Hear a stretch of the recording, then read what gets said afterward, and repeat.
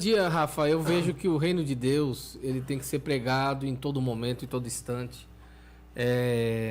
em todo lugar. Hoje não tem um lugar certo para você pegar, só tem um lugar para você pregar só na igreja. Não. Para você pregar o evangelho, você vai pregar na rua, no trem, no metrô, onde que for. No prostíbulo, na Cracolândia, onde que surgir a necessidade de ouvir-se o evangelho de Cristo, ele tem que ser pregado.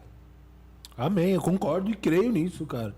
A gente tem que fazer com muita ousadia, excelência. Exatamente. Ti, me fala uma coisa. Pode falar. Você começou a fazer a sua TV. O que veio primeiro? A convenção, a TV, Tá. a banda, a grife. O que veio primeiro? Vamos lá. O que veio primeiro foi, por incrível que pareça, veio primeiro a grife, Celeste Clothing. Primeiro de tudo Mas a grife? foi a grife primeiro de tudo, antes de convenção, antes de TV. E foi muito interessante que nem, por exemplo, naquela época, que nem, por exemplo, eu te falei que eu cresci no berço cristão e tal. Aí eu sempre gostei de música, sempre gostei de banda, essas coisas, né? E quando eu ia ministrar o louvor e tudo, eu fui criado na Assembleia de Deus, né? Primeiro de tudo, eu fui criado na Assembleia de Deus. Belém? Ministério do Belém, em Vila Prudente, só que um pouco antes, meus pais congregavam num ministério chamado Igreja Universal dos Filhos de Deus. Porque hoje a gente sabe que o do Macedo é Igreja Universal do Reino de Deus. Então antes da do Macedo, tinha a igreja do Pastor Martins. O Pastor Martins no Jabaquara, Zona Sul de São Paulo. Então ali eu tinha o quê? Os meus 6, 7 anos de idade. E ali era muito rígido, e ali o Pastor Martins era um homem de Deus. Ali você via a presença de Deus na vida do Pastor Martins. Saiu de lá, viemos para Zona Leste de São Paulo, Vila Prudente. Meus pais estavam procurando igreja para congregar.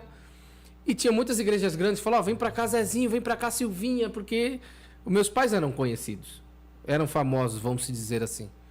Só que aí meus pais falaram, não, a gente precisa estar no lugar que leve a que nós venhamos ser úteis para ajudar na obra do Senhor. Eita. Aí eles escolheram uma igrejinha bem pequenininha. Sabe aquele salãozinho que cabe... Um salãozinho que cabe um pouquinho maior que esse espaço do podcast. A igreja cabe no máximo 40 pessoas sentada. Se estiver em pé, você espreme ali 35.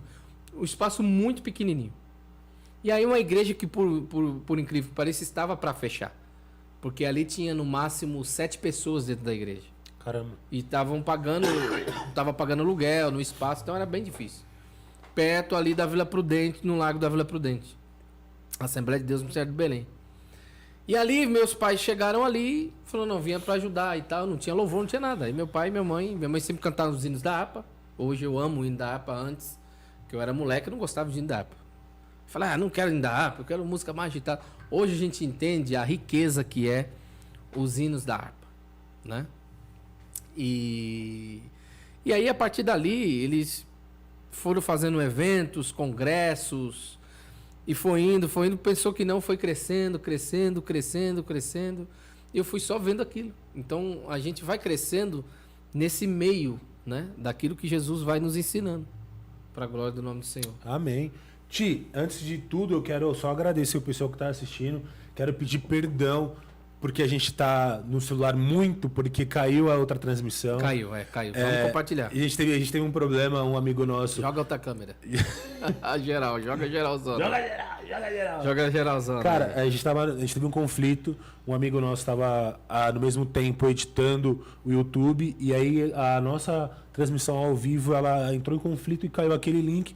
Por isso a gente está compartilhando de novo para chamar a galera para ouvir o que o Thiago tem para falar, esse homem de Deus, esse mega empresário.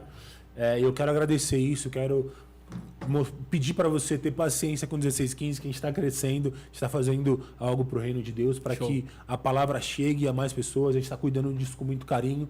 E eu peço novamente perdão. Quero que você, por favor, se você achar que é importante que essa mensagem chegue a mais pessoas, compartilha, se inscreva no canal, dá o joinha. Se você não gostou de alguma coisa, pode falar, pode dar o dislike, falar, cara, não gostei disso, pra gente ir melhorando, porque o nosso intuito aqui é levar o evangelho. Quero agradecer a Padaria Líder. É uma das padarias... ela foi eleita entre as 25 melhores padarias do estado de São Paulo. Rua Paulo Avelar 916, Padaria Líder. Ti, você é muito jovem, pastor, você é presidente da convenção Sinlab. Cara, você gerencia alguns pastores que são mais velhos que você. Nesse meio, essa hierarquia é complicada para você gerenciar esse pessoal que é mais... são anciões que estão abaixo de você nessa hierarquia. Como que é essa relação com eles? Olha, Rafa, é uma pergunta um pouco... Uma pergunta pertinente, sim, claro. Só que eu não vejo na questão de gerenciar pastores, né? Pastores no meio cristão, nós entendemos que existe sim uma hierarquia. A maioria dos pastores que estão conosco são pastores presidentes de ministério. São pastores que vieram de outras denominações, pastores que vieram de outras convenções machucados. Caramba. Recebendo muitas promessas e acabando que eles não tiveram o total apoio e o suporte que eles precisavam. E na questão dessa situação, uma coisa que foi a minha escola. Eu estudei teologia, estudei também no Instituto também da Igreja Assembleia de Deus de Utinga, do pastor Regis Bittencourt, José Bittencourt, uma grande bênção. Nós fomos aí